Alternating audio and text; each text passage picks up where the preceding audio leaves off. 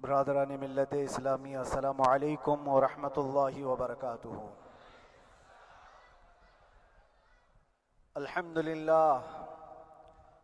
للہ الحنان المنان الذي خلق الإنسان وعلمه البيان، والصلاة والسلام على رسوله سيد الإنس والجان وعلى آله وأصحابه ذوي الخير والإحسان، أما بعد فأعوذ بالله من الشيطان الرجيم، بسم الله الرحمن الرحيم، وقل جاء الحق وزهق الباطل إن الباطل كان زهوقا، صدق الله مولانا العظيم۔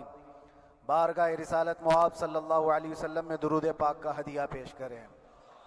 اللہم صلی علی سیدنا و مولانا محمد معدن الجود والکرم وآلہ واصحابہ الکرام وابنہ الکریم وبارک وسلم صلاة دائمة سرمدا ابدا۔ عزیزان گرامی وقار، میں یہ چاہتا ہوں جہاں پر آ کر ہم رکے تھے وہیں سے ہم پھر آگے بڑھتے ہیں۔ ہم رکے تھے کہاں آ کر؟ کچھ دیر کی خاموشی ہے، اس کے بعد ہم آگے بڑھتے ہیں، اس لیے کہ مجھے کوئی شعر اب یاد کرانے کی ضرورت نہیں اور نہ ہی کسی کے سامنے کچھ بولنے کی ضرورت ہے۔ حالات تو ایسے تھے کہ جو نان مسلم تھے وہ بھی ہمیں جیل میں دیکھ کر یہی کہتے تھے کہ آپ ہی نے کہا یہ فلاں بات۔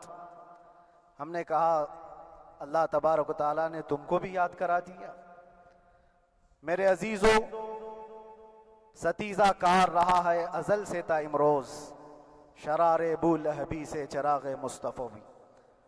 یہ آج کل کے معاملات نہیں، ابتدا سے حق اور باطل کے معرکے ہوتے رہے، لیکن ایک بات میں آپ سب کو بتانا چاہتا ہوں، مظفر کو مقید نہ سمجھ اے سیاد۔ سیدنا مظفر حسین کچھوچوی رحمت اللہ تعالیٰ علیہ جیل گئے تھے، قید میں تھے، تب انہوں نے یہ شعر کہا تھا کہ مظفر کو مقید نہ سمجھ اے سیاد، میری یہ اسیری بھی سنت آبائی ہے، میرے آبا و اجداد کی سنت ہے جس پر میں عمل کر کے آ رہا ہوں، میرے بزرگوں کی یہ سنت تھی۔ بہرحال جن کو جس راستے سے مجھے گزارنا تھا، لوگوں کے دلوں میں یہ ٹھنڈک تھی شاید کہ زبان بند کر کے چند دنوں کے لیے قید کر دیا جائے، مگر میرا عقیدہ یہ تھا کہ اللہ تبارک و تعالی جب تک چاہے کہ کوئی اس کے لیے پابندی نہیں لگا سکتا۔ وَإِن يَمْسَسْكَ اللَّهُ بِضُرٍّ فَلَا كَاشِفَ لَهُ إِلَّا هُوَ، رب تعالیٰ فرماتا ہے اگر اللہ تعالیٰ تمہیں کوئی مصیبت دے تو اس کے علاوہ کوئی ٹال نہیں سکتا۔ وَإِن يَمْسَسْكَ اللَّهُ بِخَيْرٍ فَلَا رَادَّ لِفَضْلِهِ، اور اللہ کسی کو بھلائی دے دے تو پھر اس کو روک بھی کوئی نہیں سکتا۔ مولا تبارک و تعالیٰ اگر کسی کو کوئی مقام عطا کر دے تو ہزاروں کیڑوں کے پھڑپڑانے سے وہ مقام ختم بھی نہیں ہو سکتا۔ اللہ تبارک و تعالیٰ جس کو بڑھانا چاہے اس کے لیے کوئی راستہ رکاوٹ نہیں بن سکتا۔ اس لیے کہ ہم نے تاریخ میں دیکھا ہے پیبند لگے کپڑے پہننے والے، پیروں میں چپل نہیں تھے، جن کے ناخن تک اکھڑ جاتے تھے، لیکن وہ جب چلتے تھے قیصر و کسریٰ بھی کانپتے تھے، جن کا ہی یہ نعرہ تھا ٹل نہ سکتے تھے جنگ میں اگر اڑ جاتے تھے، پاؤں شیروں کے بھی میدان سے اکھڑ جاتے تھے، حق سے سرکش ہوا کوئی تو بگڑ جاتے تھے، ارے تیغ کیا چیز ہے ہم توپ سے بھی لڑ جاتے تھے۔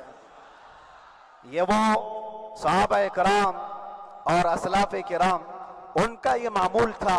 بظاہر ان کے پاس کوئی اسباب نہیں تھے لیکن اللہ کی مدد تھی، وہ پانی کی طرح بہتے ہوئے چلے گئے، نہ چٹانوں نے ان کا راستہ روکا، نہ دریاؤں نے ان کا راستہ روکا، وہ جس طرف سے جاتے تھے اللہ تعالیٰ ان کے لیے راستے بناتا تھا۔ عزیزان گرامی وقار، کون ہے وہ جو دریائے دجلہ میں اپنے گھوڑے دوڑائے تھے؟ کون ہے وہ جو دریا میں اپنی کشتیاں ڈال کر جلا دیا تھا کہ واپس جانے کا کوئی تصور نہ ہو؟ یہ سب میرے مصطفیٰ کریم کے دیوانوں کی ہی بات تھی۔ اسی لیے آج بھی دنیا گھبراتی ہے تو شانے لوگوں سے نہیں، دیوانوں سے ہی گھبراتی ہے۔ بہت زیادہ چالاک رہنے والوں سے نہیں، دیوانوں سے دنیا گھبراتی ہے، اس لیے کہ دنیا کو پتا ہے، دنیا جانتی ہے کہ دیوانہ کہاں دیکھتا ہے کسی کو پتا نہیں۔ اور یہ اس دیوانے کی بات کر رہا ہوں جس کے لیے اللہ کے حبیب صلی اللہ تعالیٰ علیہ وسلم کی عزت و وقار سب سے اول ہے۔ عزیزان گرامی وقار، آج آپ کے سامنے حاضر آیا، یہ میرے استاد گرامی، مربی، استاذ الاساتذہ، برادر گرامی حضرت العلامہ مفتی زبیر احمد صاحب قبلہ ادام اللہ اقبالہ، جنہوں نے دن رات ایک کر دیے تھے۔ میرے خیال سے 8 مہینے میں جتنے ان کے بال سفید ہوئے اس سے زیادہ نہیں ہوئے ہوں گے، صرف اس لیے نہیں کہ ایک بھائی کے لیے، اس لیے بھی لڑ رہے تھے کہ ایک عالم کے لیے جس سے دین کا بہت سارا حصہ وابستہ ہے۔ ان کی محنتیں رائگاں نہ گئیں۔ بہت سارے میرے احباب و اقربا، خاص طور پر مدن پورہ اور وکرولی سے، جنہوں نے اپنے گھر بار چھوڑ کر میرے لیے دوڑتے بھاگتے رہے، اللہ رب العزت اس بات کا شاہد ہے، ایک ایک دن اندر میں نے سب کے لیے دعائیں کی ہیں، اور ایسا نہیں کہ کوئی دن بھولا جاتا، اور باہر کی ہمیشہ یہ خبریں آتی رہتی ہیں کہ حالات کیسے کے کیسے ہوتے جا رہے ہیں۔ کبھی اگر گھبراہٹ اور بے چینی ہوتی تو میرے عزیزوں صرف ایک ہی بات ہمارے پاس تھی علاج کے لیے، ایک ہی علاج تھا۔ جب بے چینی بڑھ جاتی، اپنوں سے رابطہ نہیں ہو پاتا اور کسی کے خبر نہ پہنچتی، کھانے پینے کی تکلیفیں، رہنے سہنے کی مصیبتیں جب سر پر آتی تو ایک ہی علاج تھا، ان کے نثار کوئی کیسے ہی رنج میں ہو، ان کے نثار کوئی کیسے ہی رنج میں ہو، جب یاد آ گئے ہیں سب غم بھلا دیے ہیں، جب یاد آ گئے ہیں سب غم بھلا دیے ہیں۔ اس رسول محترم صلی اللہ تعالیٰ علیہ وسلم کا احسان عظیم ہے۔ بار بار مجھے یہ احساس ہوتا رہا، پوری دنیا اگر چھوڑ دے مگر یقین تھا آمنہ کا لال کبھی نہیں چھوڑے گا، اور چھوڑا بھی نہیں، اور چھوڑا بھی نہیں۔ ہر رات جو ہمارا معمول تھا، ہم نے جو دیکھا، ہماری پچھلی زندگی میں ہم نے اتنے عجائبات نہیں دیکھے ہوں گے جو 8 مہینے کے اندر ہم نے دیکھے۔ نبی پاک صلی اللہ تعالیٰ علیہ وسلم کے انعامات و اکرامات، رب تبارک و تعالیٰ کی مدد سے دل مضبوط ہوتا ہے۔ عزیزان گرامی، ہم نے تو وہاں ایسے لوگوں کو دیکھا جو ڈپریشن کا شکار ہو کر کافر بھی ہو گئے، اور حالات سے گھبرا کر کے وہ انکار کر بیٹھے، کوئی خدا نہیں ہے، کوئی مدد نہیں آتی ہے۔ ایسے حالات وہاں دیکھے، لیکن ان حالات میں بھی اللہ تبارک و تعالیٰ کی مدد ساتھ رہی۔ رسول پاک صلی اللہ تعالیٰ علیہ وسلم کا انعام و اکرام یہ تھا کہ جس طرح سے گئے تھے اسی طرح سے واپس بھی آئے، جس طرح سے گئے تھے ویسی واپس آئے، اور نہ میرے مصطفیٰ نے باہر میری عزت میں کمی کی، نہ اندر عزت میں کمی کی، کہیں پر بھی نہیں۔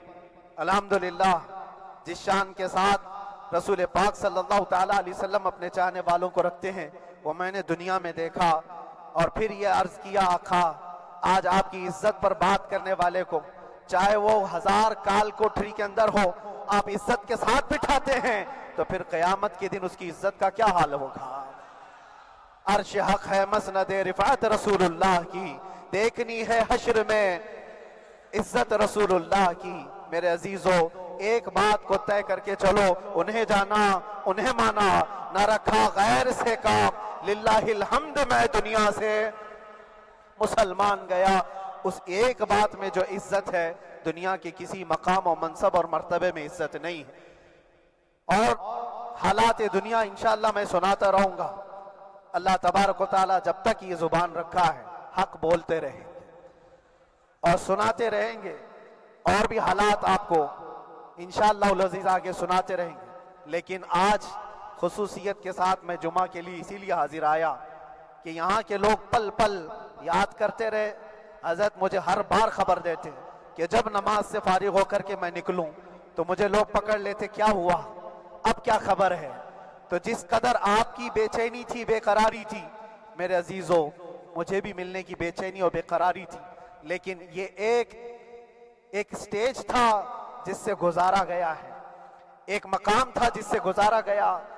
میں تو ایک نکما آدمی، میں تو ایک کم پڑا ہوا ہوں، لیکن آپ کو بزرگان دین کی اگر تاریخ پتہ ہو، امام اعظم ابو حنیفہ رضی اللہ تعالیٰ عنہ، جن کو ناحق جیل میں رکھا گیا تھا، امام موسیٰ کاظم رضی اللہ تعالیٰ 7 سال تک قید میں رہے۔ یہ کون امام موسیٰ کاظم؟ جن کے دربار میں جانے کے لیے غوث اعظم عبد القادر جیلانی رضی اللہ تعالیٰ 4 کلومیٹر دور اپنی چپل اتار دیا کرتے تھے۔ امام موسیٰ کاظم کا وہ دربار ہے جن کو باب الحوائج کہا جاتا ہے۔ اس امام کو 7 سال تک بغیر کسی قصور کے قید میں رکھا گیا، اور حد تو یہ ہے کہ اسی قید خانے میں زہر دے کر کے آپ کو مارا گیا ہے۔ آپ کا جنازہ جیل سے نکلا تھا۔ امام احمد بن حنبل جن کو 5 لاکھ حدیثیں یاد ہیں نبی پاک صلی اللہ تعالیٰ علیہ وسلم کی، بغداد کے سر بازار آپ کو ننگی پیٹھ پر کوڑے مارے گئے۔ آپ کو اندازہ ہے بزرگان دین کی ایک لمبی فہرست ہے۔ جب میں وہاں گیا تھا تو ایک بزرگ کی بڑی یاد آئی، وہ تھے حضرت مجدد الفسانی رضی اللہ تعالیٰ۔ اکبر جیسے ڈکٹیٹر کے سامنے، اس زمانے کے سب سے بڑے ڈکٹیٹر بادشاہ کے سامنے آپ نے حق بات کا اعلان کیا تھا۔ مجدد الفسانی رحمت اللہ تعالیٰ علیہ نے فرمایا تھا کہ اسلام نام سے جو دین ہوگا وہ محمد عربی کا لایا ہوا ہی دین ہوگا، کسی اور بادشاہ کا بنایا ہوا نہیں ہوگا۔ اس بات پر آپ کو قید میں ڈالا گیا تھا، 8 سال تک قید میں رکھا گیا۔ 8 سال میں بادشاہ مر بھی گیا، بیٹا بادشاہ بنا، لیکن کسی نے آ کر جہانگیر کے سامنے یہ بات رکھی کہ آپ کے باپ نے جس مولانا کو قید میں ڈالا تھا گوالیار کی جیل میں، 8 سال میں جیل کا نقشہ بدلا ہوا ہے۔ تو بادشاہ نے پوچھا ہوا کیا ہے؟ کہا کہ اس مولانا نے 8 سال میں تقریباً 700 قیدیوں کو عالم بنا دیا ہے۔ درس حدیث، درس تفسیر، قرآن کا علم، نمازیں جماعتوں سے وہاں اس طرح ادا ہوتی ہیں جیسے لگتا ہے گنبد خضرا کی چھاؤں میں ہے۔ رب تبارک و تعالیٰ کا یہ احسان عظیم تھا۔ ان 8 مہینوں میں بحمدہ تعالیٰ میں نے اپنی لائف میں کبھی اتنی امامت نہیں کی تھی جتنی وہاں امامت کیا، اس لیے کہ پابندی نہیں ہو پاتی۔ جب جب امام رہا مسجد میں چھٹیاں ہوا کرتی تھی، ادھر ادھر آنا جانا، لیکن وہاں پر کبھی کسی نماز میں چھٹی نہیں ہوئی۔ اور امامت اللہ تبارک و تعالیٰ کو جہاں لینا ہے وہاں لیتا رہے۔ اور مجھے اس بات کا تھوڑا قلق تھا، 24 سال سے میں تراویح سنا رہا تھا، 24 سال، 24 تراویح ہو چکی تھی، رمضان المبارکہ 24 گزر چکے تھے، 25واں سال تھا، ظالموں نے مجھے رمضان سے پہلے اندر کر دیا۔ بار بار یہ خواہش ہوتی تھی کہ میری تراویح چھوٹنے نہ پائے، 25ویں تراویح ہے، 25ویں محراب ہے، لیکن رب تبارک و تعالیٰ کا احسان، اندر موجود سارے مسلمانوں نے یہ مطالبہ کیا کہ ہم یہاں جماعت سے تراویح قائم کریں گے۔ اور اب تک لوگ الم تری کیف والی تراویح کبھی کبھار پڑھ لیا کرتے ہیں، لیکن سارے لوگوں نے مل کر کے یہ اتفاقاً کہا کہ ہم پورا قرآن آپ سے سننا چاہتے ہیں۔ کیسے کیسے قیدی تھے، کیسے کیسے کرائم والے تھے۔ میں نے کہا آج میں ایک دن پڑھاتا ہوں، ایک پارہ پڑھوں گا، آپ کو اگر لگے تو بتا دینا، بھاری پڑ جائے، کیونکہ لوگ سارے کرمنل ہیں اور کئی طرح کے جرائم کیے ہوئے لوگ ہیں۔ نماز دین سے کہاں زیادہ رشتہ، کہاں ہو سکتا ہے یہ گھبرا کر بھاگ جائیں۔ ایک دن پڑھاؤں گا، اگر آپ کو لگے تو بول دینا، نہیں تو کل سے الحمد للہ۔ پہلے دن تراویح پڑھا ہے، دوسرے دن سارے لوگوں نے کہا آپ نے ایک پارہ پڑھایا ہے، سحری تک بھی پڑھائیں گے تو انشاءاللہ کھڑے رہیں گے۔ یہ جو استقامت، یہ ساری چیزیں دلوں کا جمع ہونا اور ہماری طرف دلوں کو پھیر دینا بغیر اللہ کی مدد کے نہیں ہوتا، رسول پاک صلی اللہ تعالیٰ علیہ وسلم کے کرم و احسان کے بغیر نہیں ہوتا۔